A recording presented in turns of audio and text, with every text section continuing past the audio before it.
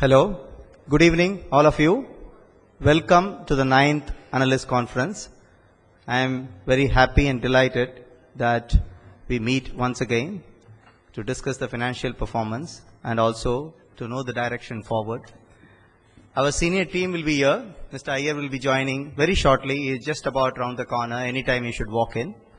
The structure will be as follows, that Dinesh will take us through the year's performance, which you would have had the glimpse of it as you came here. Then the subsidiary companies chief, both Mahindra Housing as well as Mahindra Insurance Brokers, both Jaideep and Anuj are here. They will explain their performance for the year. Then Mr. Iyer will sort of give the overview of going forward as well as what has happened. Then we will throw open the forum for questions and answers. So now I'll request Dinesh to brief you on the financial performance. Dinesh.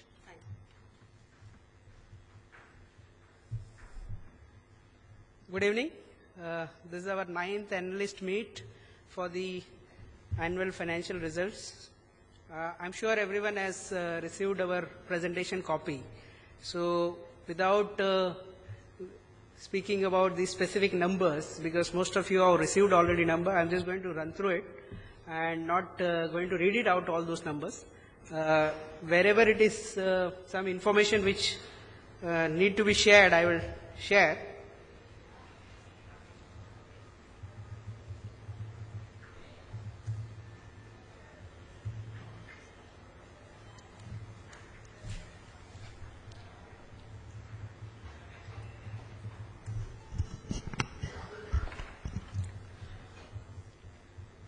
So our theme and our geographical presence continues to be focused on the rural and semi-urban market, and we continue to grow and reach out in those geographies as we progress.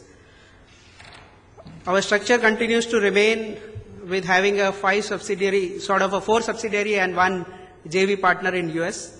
We have just incorporated our asset management company, wherein we have just infused a 5 lakh rupees token money at this point of time. Currently we are under progress for setting up this AMC business. So at this point of time there is not much to speak about it. As and when we come out with the business plan about the same, we will disclose about the same. We have crossed the 3 million plus customer base as of March.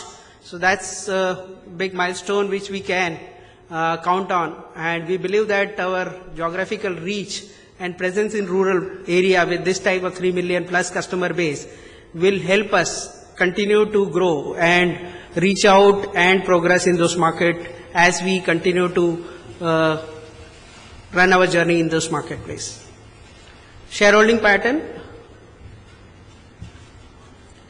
As you see the number of branch network, we have almost added close to 190 type of branches in this market, and these are more in line with what we had commented in our last quarter commentary or post our result announcement, that we are going to focus on the recovery, and we have set up these branches more deeper into pocket, more rural in the geography, wherein we try to reach out to the customer, more number of time visit we are going to make.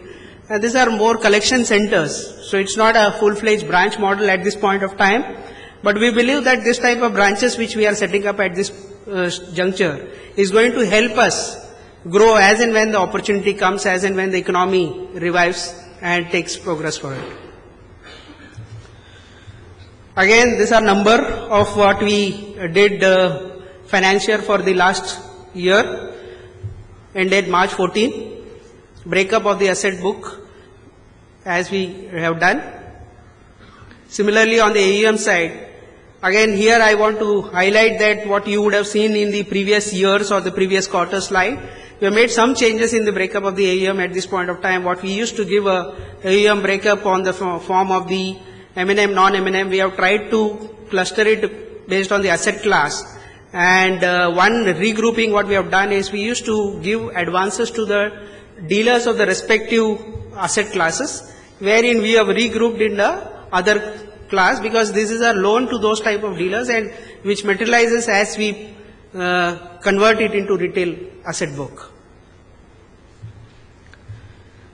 As far as liability mix, as we progress, we have seen that as per regular practice, we usually do a short-term borrowing during the financial year, and at the end of the financial year, we try and see that most of our borrowing is converted into long-term, and that's the reason why when we last quarter, we saw that result, a lot of queries were raised on account of the size of the commercial paper and the short-term nature.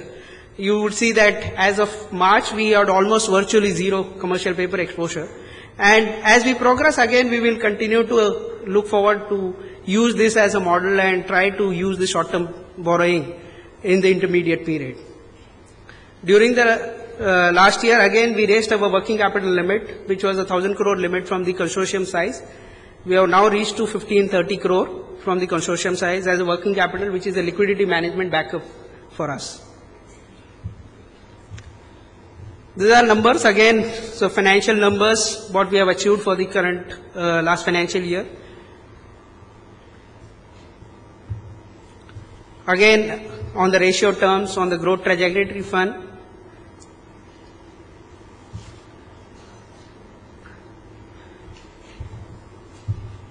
I'm just pausing for if persons who have not got the presentation can go through it, and if anyone has not received, we can always mail the same to you.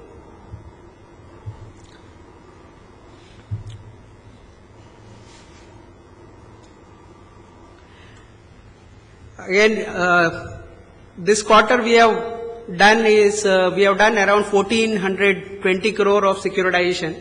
So up till last quarter we had not done a single transaction in the securitization front. We have first time did a assignment transaction under the new regime or a new RBI guideline scenario, wherein there is a zero credit cost which is going to accrue to the company. It's a built-in pricing to the end buyer of the portfolio. So that's the first transaction we have entered into the new, as per the assignment transaction, we have done a deal of 198 crore for the quarter. These are the numbers again for the respective subsidiary. I am sure each of the head of the respective subsidiary companies will able to give a more detailed, elaborate number or the information about the outlook, what they look forward to. To give you some input, Mahindra Rural Housing Finance has been growing at a 45-50% plus in the geography as we progress in that market. We have seen that type of growth. Similarly, on the MIBL side, we have seen a consistent growth rate of 30% plus. So we continue to believe that this both subsidiary will continue to contribute to our bottom line as we progress. Again, this is a consolidated number. If you, again, one thing I would like to highlight is that last year we had a exceptional item in our P&L. On account of divestment in MIBL, we had a 15% divestment in MIBL. So there was an accrual of 65 crore, approximately 65 crore on account of before tax in our bottom line. So if I remove that item, then obviously our growth rate is much higher than what we see on the number front. Key ratios. One thing, important thing which I would like to highlight is that number of employees. If you see the employee cost which has gone up, what we have done is that we have a subsidiary company in the form of MBCL, wherein the employees, this is a 100% subsidiary company. Some of the employees were transferred from MBPCL to the Mahindra Finance payroll, and so there is a shift of cost from one subsidiary company to the parent company. So on a console basis, it is same. It is no change in that structure. It is more to do with the motivating the team, motivating the staff, and it was our roadmap. As we see performance, as we see the progress, things will improve. And it in a way it is going to reduce our service tax burden, because the subsidiary company used to charge the professional fees to the parent company. So we hope that this type of action in the current economic environment will help us motivate the team much better for our quality as well as the growth trajectory. Again, the spread side, we have seen sequentially over a quarter around 70 basis point improvement in the margin, which is primarily on account of, if you see the qualitative improvement.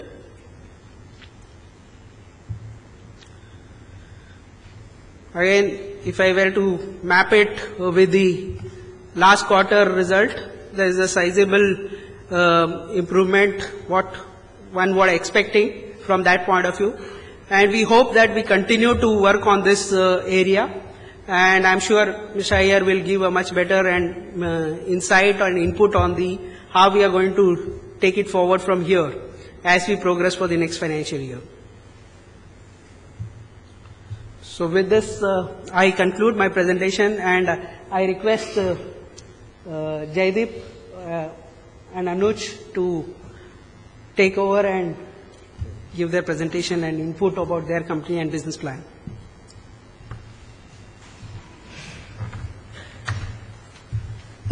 Thank you, Dinesh. Good evening, ladies and gentlemen.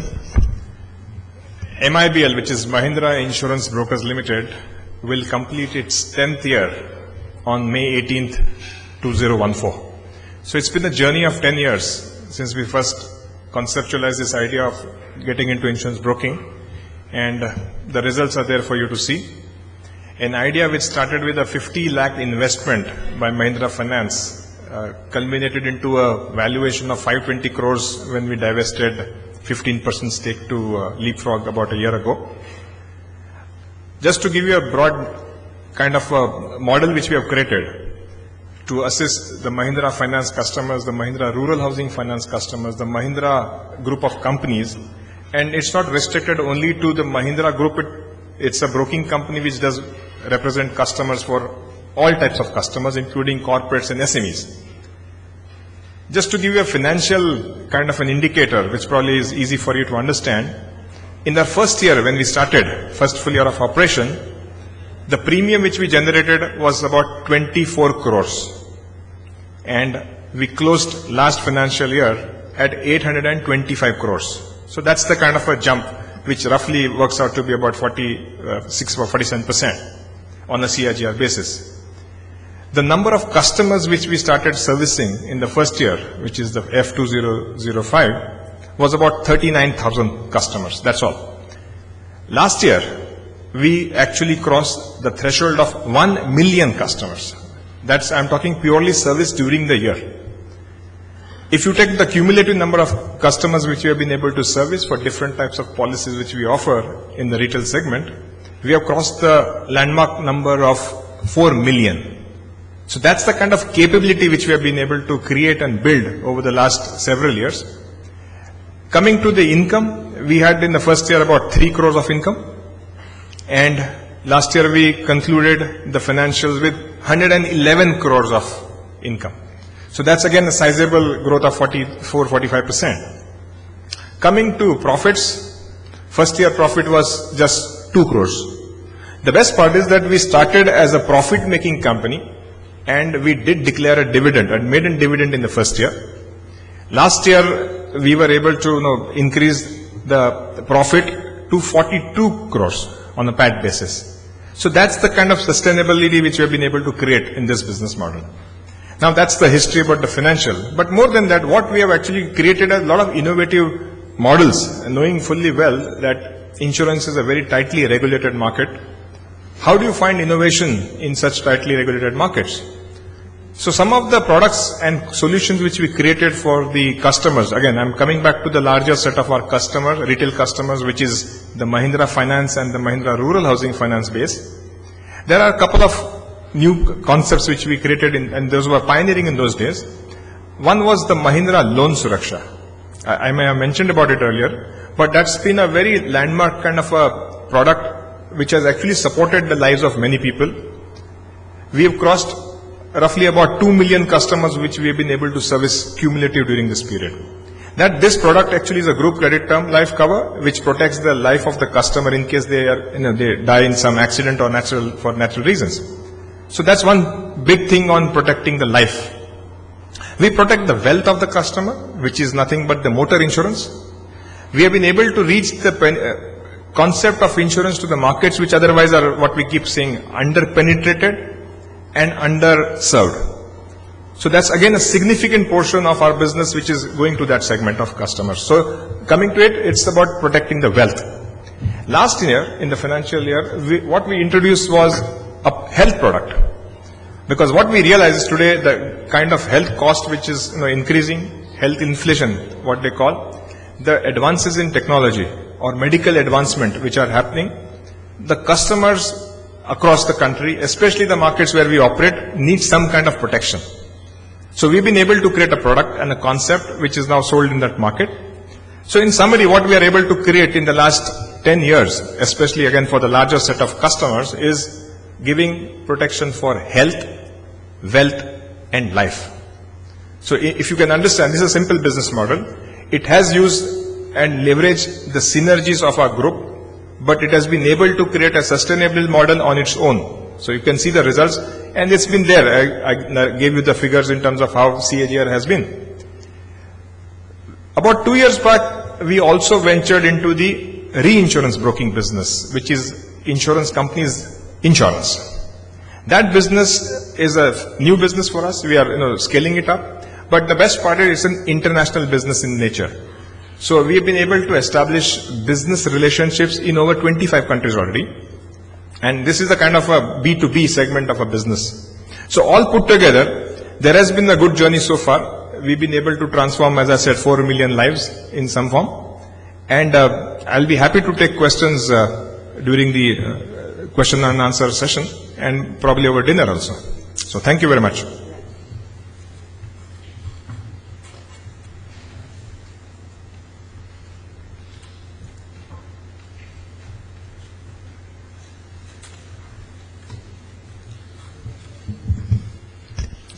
Good evening, everybody. Instead of financial data, I'd like to talk about the kind of customer we serve and the business model that we have. Mahindra Rural Housing Finance, as the name suggests, is concentrating on giving or extending home loans in the rural areas. 98.5% of our loans, in terms of number of loans given, are in villages. Our average ticket size is about 1,14,000. The average annual household income, I'm not talking about just the applicant's income, the average annual household income is in the region of 1.5 lakhs. So that's the kind of customer we are serving. I think we can very safely say that it's the underbanked, underserved customer. Right in the beginning, Dinesh made a statement that we would be talking about the potential for our business and the way forward, etc.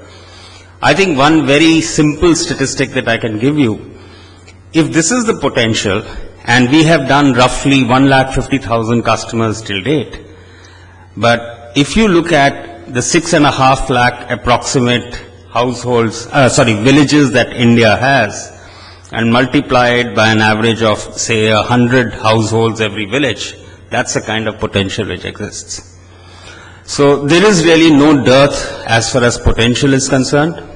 It's really our ability to quickly scale up and reach that potential and exploit that potential. As you're aware, Mahindra Finance has a very extensive network of offices and physical infrastructure, connectivity, etc. in the rural areas. Needless to say, we are leveraging that. So that gives us an advantage in terms of going to the customers, our reach. We leverage the Mahindra Finance customer base to understand that particular geography, to get an entry into a particular village and to extend our first few loans.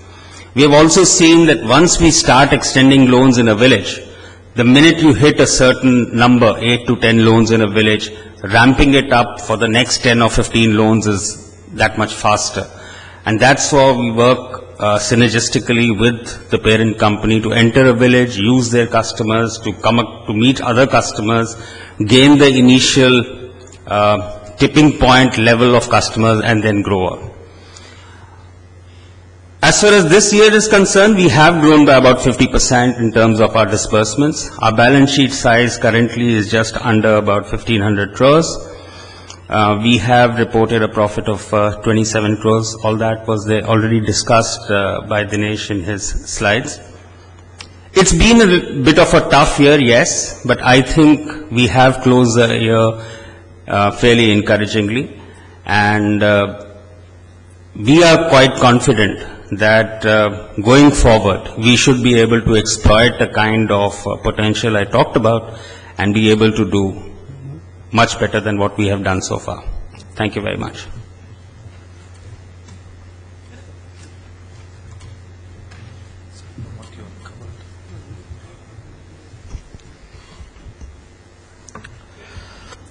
Good evening. I think for us, the quarter has been exceptionally good, I believe, and the year has been very satisfying. I think that's the way I would like to put the year was. But I think we continue to believe that at least for next 12 months, that's the take we have, that one would like to take cautious steps rather than getting back to some very aggressive mode just because we've had some one good correcting quarter. Strategically, we would continue to penetrate deeper, and I've said this at the end of the third quarter that we would really go and set up more branches at the village level and try and like to be much more closer to customer, because I think the need clearly is collect as many times as you can during the month rather than just visit once and come back with an answer. And it's not because the customer doesn't have enough money. Our understanding is the sentiments are a little wait and watch sentiment even today in the rural market. And if you recall, after the third quarter results, we had said that two big geography, which is MP and Maharashtra, even though the crops were good, yield was good, support price was good, but the cash flow didn't come through. And we believe that the benefit of that will flow into this quarter. I think the answer is yes, the money did come in. But I must tell you that even though there is so much cash available, I think the complete and continuous approach is wait and watch. So you can see that even in vehicle buying patterns, you can see them therefore in the recovery patterns. You can see them in the way, believe me that we at least collect in every month, every installment, we at least collect it over 3 visits. So it's not that the money is not there, the effort has to be high. Now we looked at, is there any sense in, spending all your time on the street, traveling and spending all this money in a traveling cost? So we've decided to therefore open branches at the village level, and we've added about 250 branches between last March to this March. And I don't think we've yet got benefit of all of this number because they're all this quarter achievements, and therefore the benefit of that would for sure flow into the next year as well. We've also very clearly seen patterns like, need-based product versus aspirational product. Now, products like a utility vehicle or a tractor, they're all need-based. I don't think the buying of these products gets delayed just because something is not happening well there, because they are all required. It's just that you try and sell your existing vehicle, get as much as you can by a resale, plow that back into the system, maybe buy vehicle. But unfortunately, this country has gone into an election mode for the last 1 year. Last 1 year, the mode has been an election mode, and every time there is an announcement, somebody is waiting for what else. So it started with vehicle discounting as the first phenomena. People said that's enough. Then there was some talk about the interest rates can come off, and therefore people started waiting for will interest rates really come down. Right, then came the excise duty drop, and therefore further vehicle prices went up. The vehicles prices dropped for many of those stocks which they had, and because of the excise change. And it seems to be that people are just waiting to see what else can I get, why should I buy now? And this is clearly impacting the volumes out there. And we took a view that this is not the time where there is a need to chase growth. It's rather time to consolidate and concentrate on collections and concentrate on recovery. And that's a view we took in this quarter, and that's benefited us. Now, while we say we won't chase business, what we have ensured is we've not lost market share. We continue to remain the market leaders for every car company that we are working with. Whether it's Mahindra, whether it's Maruti, whether it's Hyundai. As an NBFC, we are the market leader for all of them. But this is not a time where we want to chase growth by even offering concessions at the marketplace. It doesn't make real sense. This is not the time where one will look at any policy change. So we have actually tightened our norms on loan to asset value. Because we think that when the vehicles are being discounted, the resale price are getting impacted somewhere out there. There's no point in participating in vehicle financing by increasing LTVs. So we are controlling LTVs, and we believe that's the right direction, even if it means a little less. So if you look at last 12 months, even if the volumes were exactly the same as previous year, the disbursements would have been less by 10%. Because the overall discount that's been offered on the vehicle is anywhere between 8 to 10%. And therefore this year, for the same volume, you can do a better disbursement because there's likelihood of the price increase that's going to happen. So in as far as growth is concerned, even without overdoing anything, for the same volume that you may concentrate, you will do better disbursements. So we feel very, very confident that we are future ready with so many branches open, and our continuous approach even in this year is going to be add another 200 branches if need be and go more deeper. Because we just crossed the 3 million customer mark, and we know for sure that at least, if not more, 20% of them would be ready for another vehicle during this year. And that itself is a balance sheet for us. Last year we did what? 5,61,000 vehicle, right? We did about 5,61,000 vehicle. Even if 20% of my base number which matures, either they sell and we do a second-hand vehicle financing of that, or if these people sell and buy a new vehicle, we do that new vehicle financing. I think we have at least 5 to 6 lakhs vehicle in-house to be done by us from our existing customer. So our approach is going to be, how do you retain your customer? How do you generate more business from your existing customer? And please don't get me wrong, generate more business does not mean give more vehicles to same customer, no. I don't think our customers are ready for 2 vehicle, 3 vehicle at the same time. Unless he sells his existing vehicle, he may not even want to buy another vehicle.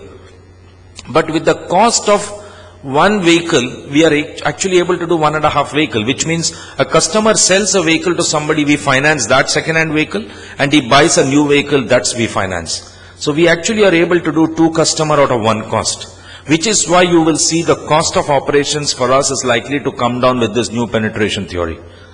And this is the only attraction, I would believe, the reason for which every manufacturer wants to work with us. Today there is not a single manufacturer that we don't work with. Whether it is Toyota, whether it's Ford, whether it's Nissan, everyone works with us because they have a product now ready for that market, and they're looking for somebody who can finance this product in that geography. Our understanding, right, wrong, but we working on that, is we do see nationalized bank in retail financing would go slow this year. They have a problem of their own collections, their recovery, and that volume is going to be available to an NBFC to operate in. So I think as an opportunity, even if we believe that the auto market is not likely to increase, even if we believe the tractor market is going to remain where it is, I think even for the same volume, the number of players available to do are going to come down, and the value of the product is going to go up. I think with this two approach and with existing customer wanting to buy vehicles, I think we would be doing what we are expected to do. And therefore, our concentration will not be to chase business. Our concentration rather will be to do better recovery. And we've seen it for sure. You meet the customer, you are able to collect some money. I don't think it makes any sense whatsoever now to wait for the customer to come and repay. It's not going to happen. And we have seen it again as an experience. We used to have at least 50-60% of our collections when we started this model, where the customer used to come to our branch to repay. This percentage started declining over a period of time for a very simple reason that the distance between the branch and customer went on increasing. So I think it's a very simple theory that the distance between branch and customer asset increases, proportionate percentage of collection in the branch starts falling. And that's clearly the reason why we want to go more deeper and be there in those locations and get the customer to come to you to repay. We do see demand for second-hand vehicle going up. We've taken a very cautious view on what's the right time to repossess. Last quarter was not a good time to repossess vehicle because even the resale demand may not have been very high or the resale prices may not have been very high. And therefore we resorted to go and collect as much as you can. And that's helped a strategy of able to collect from almost all customers. And now the customer's involvement in the vehicle has gone up therefore over a period of time. With 75% LTV, and if you're able to collect 8-10 installments from the customer regularly, I think the asset has the ability to protect the principal. I think we've reached that stage very, very comfortably. And therefore the existing portfolios will now behave in fact better than what it was because the customer investment in that product has substantially gone up. And like everyone else believes, maybe the next festival season one would see a lot of positive trends coming. First 6 months would clearly is going to be wait and watch, and we don't want to over bet on changing scenario to be the magic doer. But generally one would see from the festival season things will start doing well. Yes, there are some new words and new names coming about for poor monsoon and all that various types of names are floating around. My belief though is, if it's a distributed monsoon and on time, it's good enough for agriculture. I think we shouldn't confuse the two between overall rain versus a well-distributed on-time monsoon. So if it is on time, well-distributed, the market will still be good for the rural market. But an absolute good monsoon would mean very, very positive sentiment. Like just go back 2-3 years when monsoon was declared to be not so good and the tractor sales were very, very high. So one can expect that if really, like the way everyone believes, if the projects restart, all this infrastructural activity recommences after 6 months, 10 months, whenever they do, once again you will see all this economic activity picking up, tractor going for haulage application, all kinds of things will happen.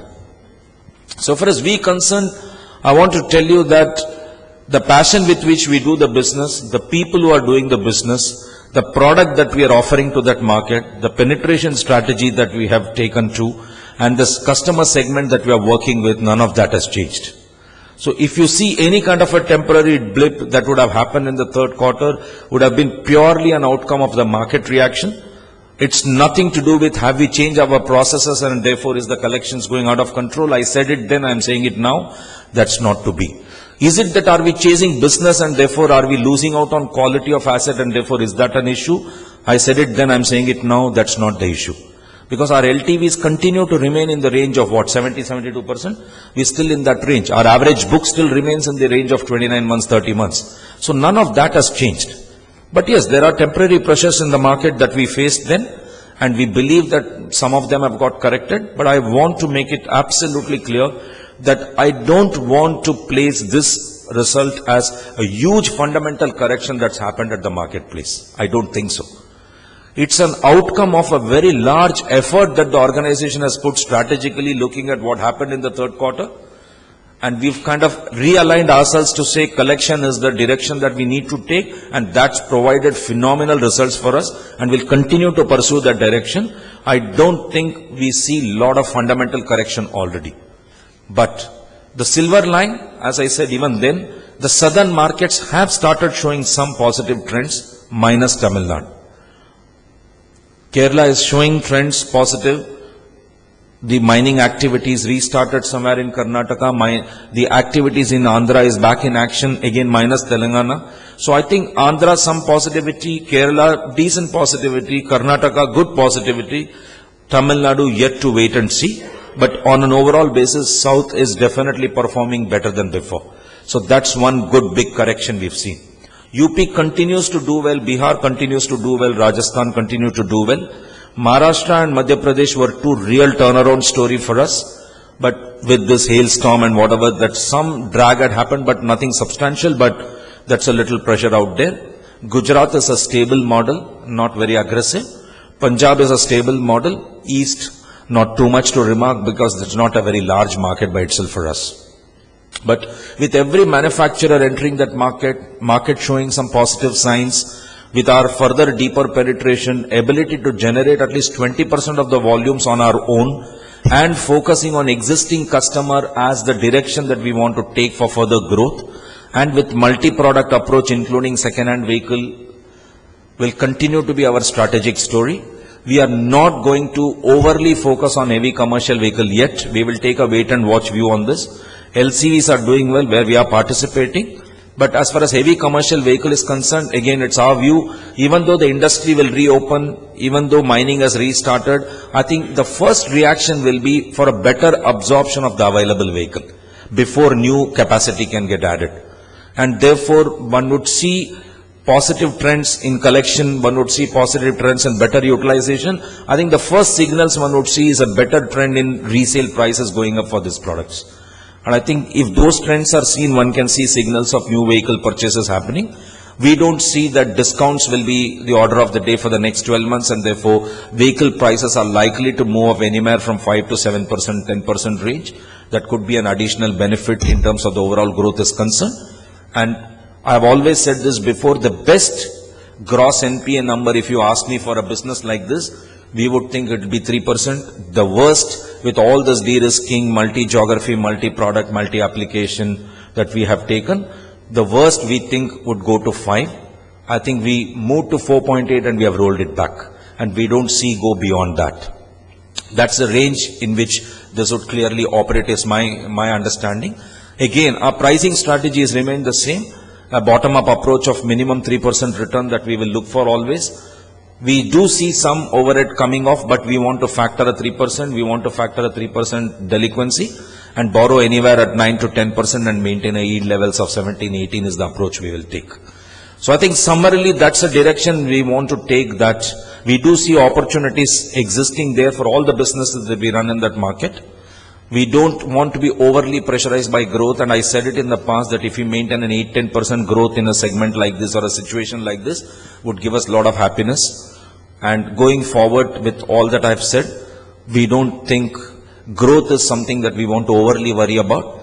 Our concentration will be to maintain asset quality and improve our profitability through better collection and ensure that the delinquency levels don't slip further beyond this. So add people, go more deeper, focus on customer is going to be our approach, and I believe that will continue to produce and yield results in this market, which is so cash flow driven and which is less cost conscious. Thank you so much.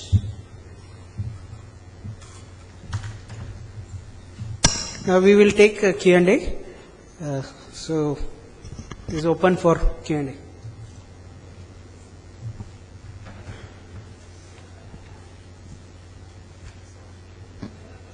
Just here, just two things. One on asset quality. Obviously it's been a good, collections effort. But I just wanted to understand that, somewhere mid-quarter, I think the guidance got a little more negative, I would think, across the board.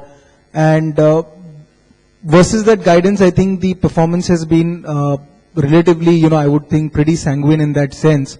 So anything you can probably highlight there, what changed, say, March end, or what has happened? Because I think generally I would think that, the whole street would have believed that things were looking a little worse off, and probably related to guidance, I would think so.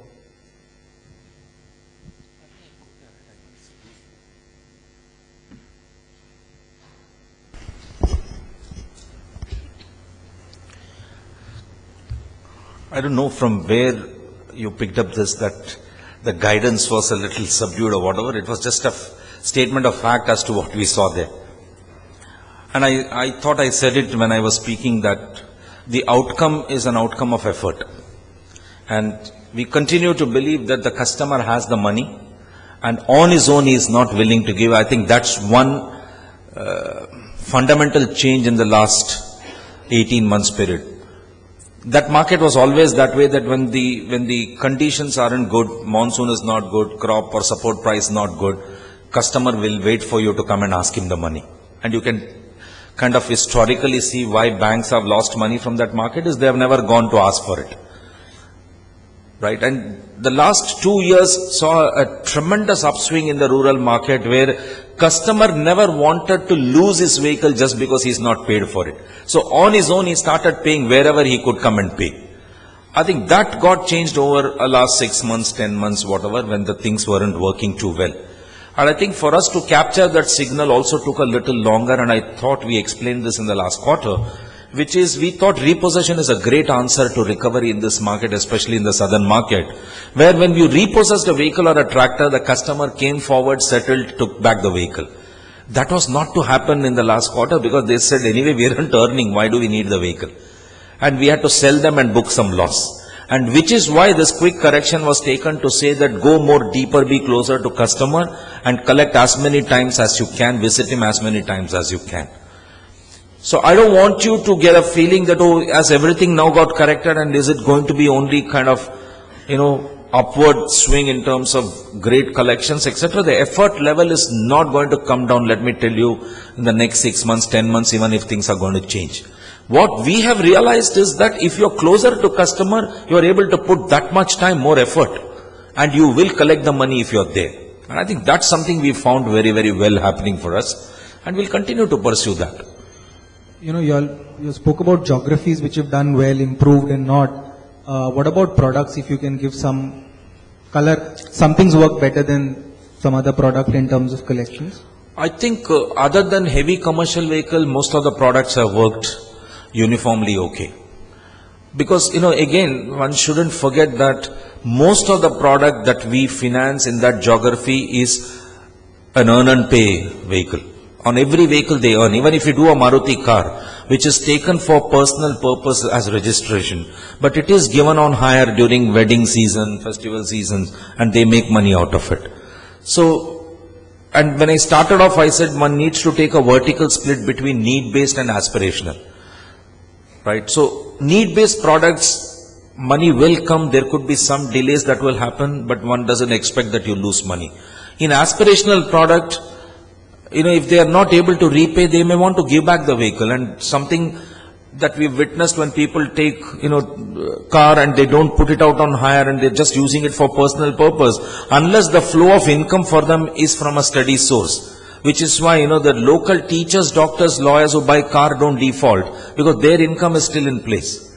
But if somebody else who is a trader, who is depending on local economic activity and he buys a car and does not use it for any commercial purpose, then when the activity doesn't do well, then he defaults. And that's why there are some percentage of car default that one can see there. So if you take a vehicle like a pickup, which is used both for personal and commercial use, you will not see that much of a default, because it's invariably used for a commercial use and personal use is incidental. So heavy commercial vehicle, again, I want to kind of be very clear that it's not an intention. The operators are in business for last 10 years, 15 years. So they are very seasoned operators. I don't think they are intentionally not paying. It is just that they are not able to collect that much of their own money. Possibly their income streams are under pressure. Operating costs for them have gone up so much and they are not able to increase the freight rate simultaneously. So I think in heavy commercial vehicle, if you are a very significant player, you need to have a lot of patience and time to wait and see for that one cycle change to happen. And a new player like us who are very insignificant with very small volume, I don't think we will be able to do that. So that's the reason we moved out of the industry rather than stay put in that industry. Because it is going to be a very high cost to run the business and the lending rates aren't very high in that segment. Right? So I think other than heavy commercial vehicle and every form of heavy commercial vehicle, let me tell you, whether it's goods carrier, container movers, tippers, anyone other than possibly the tourist bus segment, which is not doing as badly, but every other segment of commercial vehicle is going through that little pressure, clearly. But other than that, I'm not too sure that there is a segment-based behavior, it's more geographical. And in that geography, every product is behaving the same way. The last one is on the OPEX side. You've seen some significant moderation in this quarter. There has been some, within the line movement, but overall OPEX has gone down with your branch additions. So if you just highlight a little bit sustainability of that, and more importantly, obviously your collection branches will have lower number of people, but still the fall's been pretty sharp. So okay, let me again clarify that. When we opened branches, we did a viability of what's the traveling cost you incur to reach that geography with the number of times that you visit versus be locally there. We found that the branch operating cost is lower than the traveling cost incurred. And we have not added more people for those branches. It's the same set of people who operated from this 70, 80 kilometer is now moved to a 20 kilometer location. So therefore, without much addition of people, with a lower operating cost of travel coming down, the branch expenses are being met, and which is why the overall operating cost won. That's one. Second is, we've been consistently saying this, that our direct marketing initiative, which is moving up the business numbers on our own, which started off with 2-5% of the business self-generated, today to close to 15-20% of the business self-generated, the acquisition cost of business is also coming down. Right, so I think these are the two factors which have contributed to some kind of an operating cost coming down. I think they are maintainable. I don't think this needs to substantially move. There's no requirement.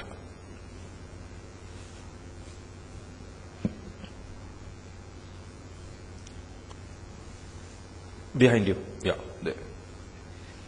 Yeah, congrats on a good set of numbers, and thanks for. I think it was a very insightful. I think your mic is not on. Yeah, this is on. Yeah, and thanks for your insights on the business. That's very useful. Just trying to understand, have we already started seeing trends where refinance, where the used vehicle prices have started to go up? Have you already started seeing trends where the discounts are narrowing, or is it something that we are still looking forward to? And given the current run rate, how long will it take till you see the positive trends emerging? I think so far as April is concerned, somebody can correct me, but we've seen the discounts on vehicles have vanished. And some of them have actually put up price increases. So I think the discounts will be off. I'm not too sure, will it not come back? My answer is that around festival season, if the volumes don't pick up, it can come back. But as of now, I can fairly tell you that the discounts have out and gone. And I think it's true for most of the product, clearly. So far as resale price of the vehicle is concerned, again, it's too early to kind of make that statement. Again, one has to be very clear when we talk of resale price. On a general basis, one can give an answer.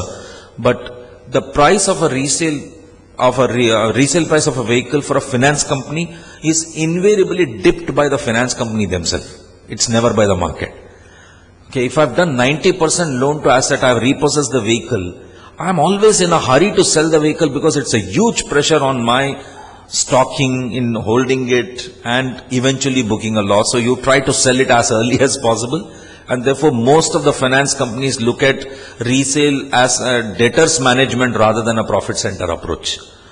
And same vehicle, same model, same kilometers run, same application, sold by an individual versus sold by a finance company, you will see two different prices. So I think even though the general resale price market might have picked up for an individual to buy and sell, and when you try to finance, etc., for a finance company, is it going to translate into that kind of a price when you try to sell your vehicle? Will take little further time. Which is why I'm repeatedly insisting that LTV is the key to balancing the quality in this hour to go forward. But very, very marginal improvement, if at all, one would see in the resale price, because the discounts have just stopped. And the new prices are yet to be announced substantially. When the new prices get announced and they are steep, and I still want a vehicle, but I don't want to buy now when the price is so high, that's the time the demand for second-hand vehicle will start moving up and the price will start moving up. But supply side on the second-hand vehicle is definitely tight, because people are not exchanging vehicles and they are rather holding on to their old vehicle. So what could have normally been earlier sold at the end of 3 years, people are probably stretching it to use for another 6 months.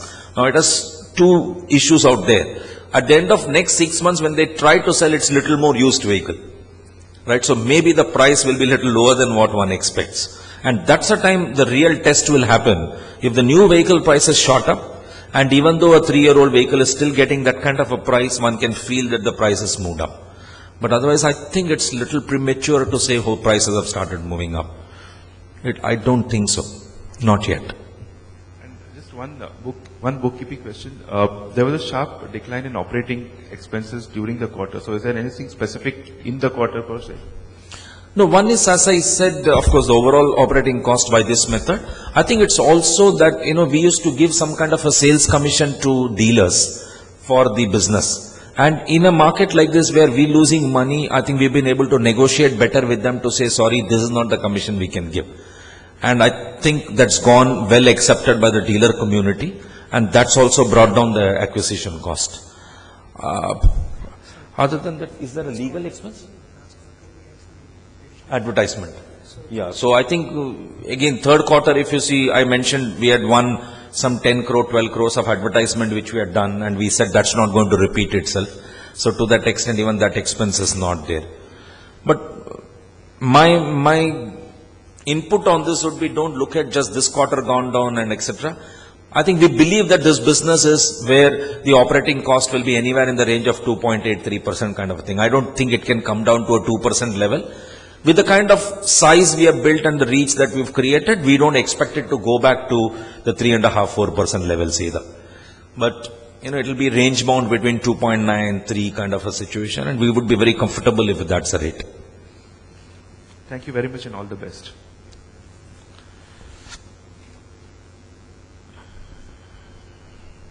Thank you very much. Sir, I think I'm missing something. Usually the March quarter is the best quarter for you, and there is a significant improvement in your NPA number. In the past years, we've seen 20-25% reduction in the NPA from the December quarter to the March quarter.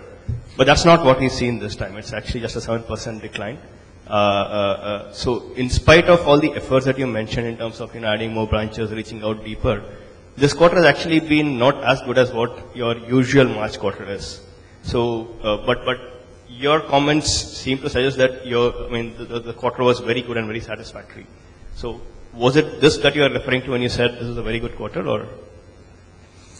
I'm not able to understand the first part. This quarter reduction is not as good as?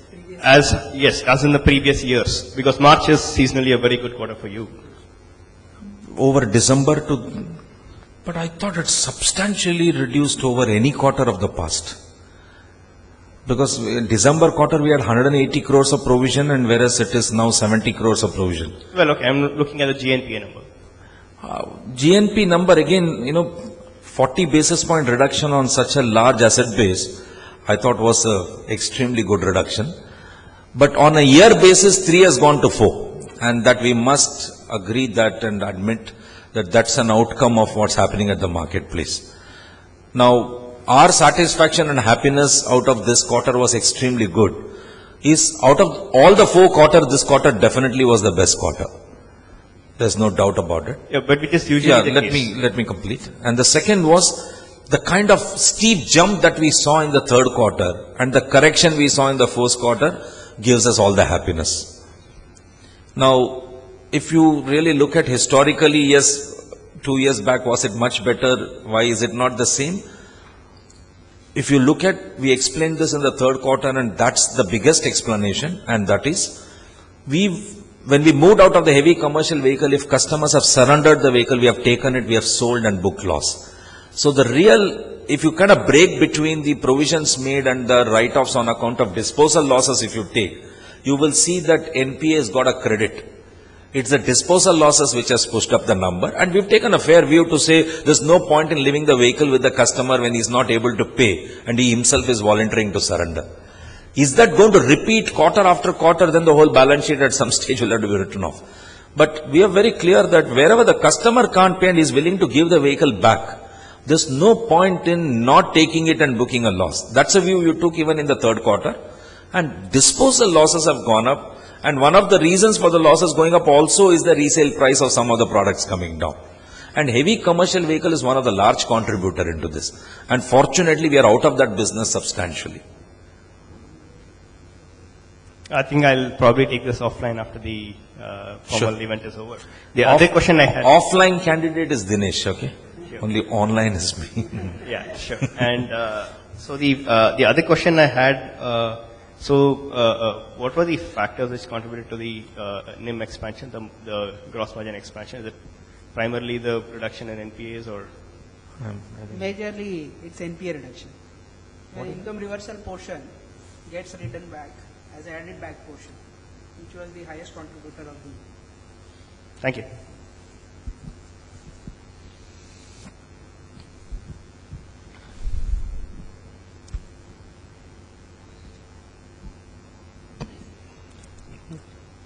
Hello. Yeah. It's about the subsidiary MRHF.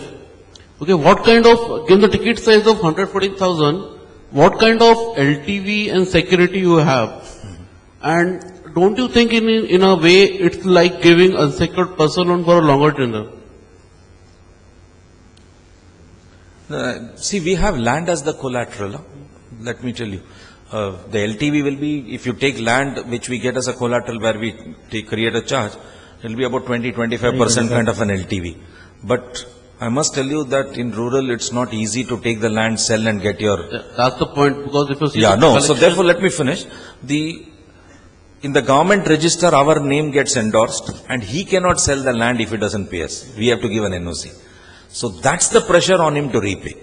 So we don't expect that we will take away a 10 lakh rupee land for a 1 lakh rupee loan. But what we know for sure is he will not like to lose the 10 lakh rupee land for a 1 lakh rupee loan. And which is why it's absolutely important and essential that in this collateral, our name gets endorsed at the government register, and unless we give an NOC, he doesn't transact on it. What kind of 30% delinquency you are seeing on this portfolio? It's too early to really talk about delinquency in this business because they are just 2-3 years in major operation. So the NPA levels are 5% kind of a situation, but the money keep coming in the regular season. We have not had situations of wanting to try taking away the land to sell, get the money, etc. So I think eventual credit write-offs virtually should be very, very, very marginal in this business. Thank you. But it's too early and experience to share. We can't say this will be forever this way. So again, one more question for rural housing business. Can you just tell something about which geographies are doing better or which geographies not doing better? Geography-wise, I think it's very similar to the mother company, Mahindra Finance. Tamil Nadu for us also is not performing too well. Otherwise, we are in the other 3 southern states also. Same problem, Telangana or Andhra Pradesh, not too good. Karnataka is now picking up, Kerala is small for us. Maharashtra has been the turnaround case, again like Mahindra Finance. Gujarat stable, MP okay, but very small for us. These are the states that we are operating. We are, in a very small way, we are in Rajasthan and we've just opened Bihar, but it's too early to say anything about their performance.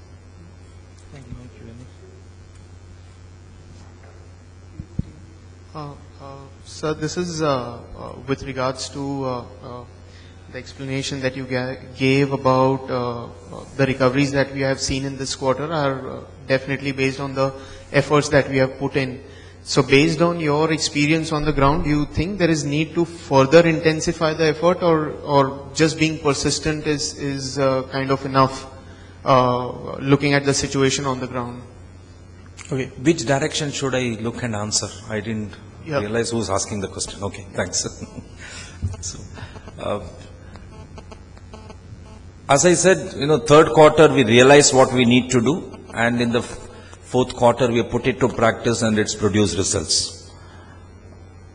Do we need to intensify this effort? My answer would be why not? But it's not coming from the fact that, oh, this is not good enough, but it's coming from the fact that, as I said, we may add another 200 branches this year. And that's clearly from that intention that if you are more closer, collect more money, and when the market opens up, you can generate more business. So you must understand, for us, the branch will always be useful either for both business and collection or at least for recovery always. So therefore our focus is going to be go more deeper, set up more branches, go more closer to customer. But the signals from the market doesn't say our efforts are not good enough. But if we can put more effort, go more closer, I'm sure that we can only get benefit of it. Okay, so we can expect similar kind of branch additions this year, and I should think so. Well, will it be 200 branches in the first quarter? The answer may be no. But you will definitely see a decent number of branches getting increased during this year as well. But you must also know, these branches are not really kind of large branches or something. They are 500, 800 square feet, 2-3 guys sitting, cashier there, go out, collect the money, that kind of a branch. But they are definite on the village level, physical infrastructure, meeting the customers, customer coming to branch to repay, that kind of a setup. Fair And point. you will see them increase. Sure. And my second question is regarding growth. Third You question. Sorry, third question. Yeah. So it's pertaining to growth. You mentioned that even if the industry was to do similar kind of numbers, we should likely be doing better disbursement growth, assuming the fact that the vehicle discounting kind of stops. So would you like to put in any kind of disbursement growth number for FY'15? I mean, given first half is definitely event based, but still for the full year, anything, any target that you have in mind? I won't want to put a number, but we will remain the market leaders for the automobile tractor financing by an NBFC in the semi-urban rural market, because I don't have a complete understanding of what's the number anybody else is talking, and I don't have a clue on how much price increase can take place. My understanding is, even if the volumes are the same and we don't lose market share to anybody, and if price increase happens anywhere between 5, 7 or 10%, the benefit of that for our volume should come to us. And clearly our expectation is not that the market is going to offer some substantial growth in auto tractors or to Maruti or anything. I am saying even if it grows, we get the benefit. It doesn't grow, we don't lose anything much from that. But we are not going to be overly worried if disbursements have to be a little low, but our collections are much better, our NPAs are much lower. I think given the current scenario, it would give us a lot of happiness. Perfect, thanks, and all the best. We'll take last two questions and thereafter we will have an offline discussion during our dinner time. Yeah. So, just two questions. One, I just want to clarify the coverage ratio here is the provision coverage ratio in the NP analysis? Yeah, it's a coverage. Because it has come down from 78% to 59%. So, any particular? Our only answer is it's gone up from 54 to 59. At this stage, that's the fastest answer we can give. No, but again, every quarter we give this explanation. That 70 was when you had a lot of accounts where you are not collecting money at all and it's changing bucket. From the first bucket goes to the second bucket of provisioning, then eventually to the last bucket, the coverage moves up. So when your coverage ratio comes down and also your gross NPL comes down, which only means that high provided items, either you're repossessed and settled, or you're pre-closed and settled, or you're written it off. Right? And therefore what you now have as an NPL are the ones which would have entered the bucket maybe in the last 6 months, 5 months kind of a situation. Therefore they are in the first bucket of its provision. The chances of recovering money from them are much, much brighter than the ones which would have gone much higher. So if let's say all of these NPLs continue in the book for next 12 months, the coverage will cross 80%. Right? So it's just a technical situation. It's not that we've done any provision change or we've done any accounting policy change or anything of that type because of which it's come down or whatever. It's purely the bucket movement item. Yeah. So the second question is regarding the revised RBI guidelines as in for the reporting of SMEs.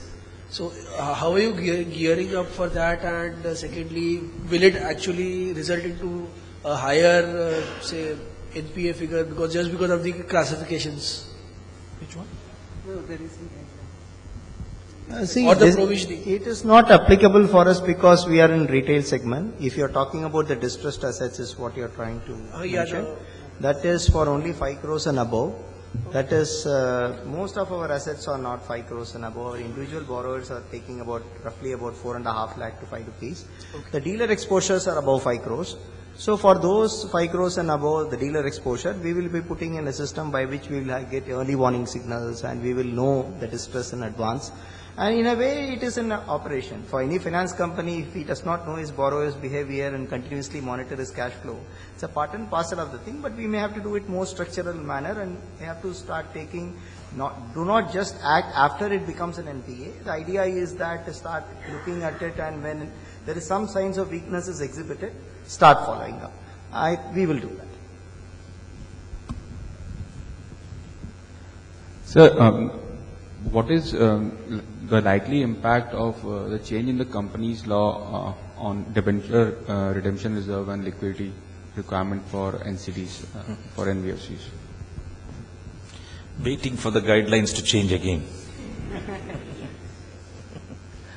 DRR, see, first of all, there are two things. One is the DRR on the existing debentures which are outstanding, and the DRR on the new issuance which is going to be made during the financial year and subsequent financial year.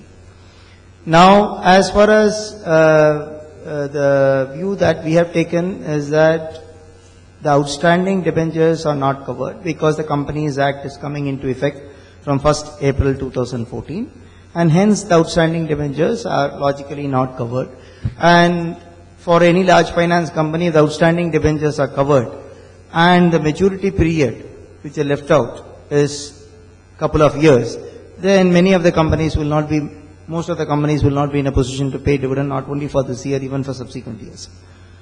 Having said that, the kind of, just to give one example, that we have roughly raised about 2,500 crores of debentures, fresh debentures last year.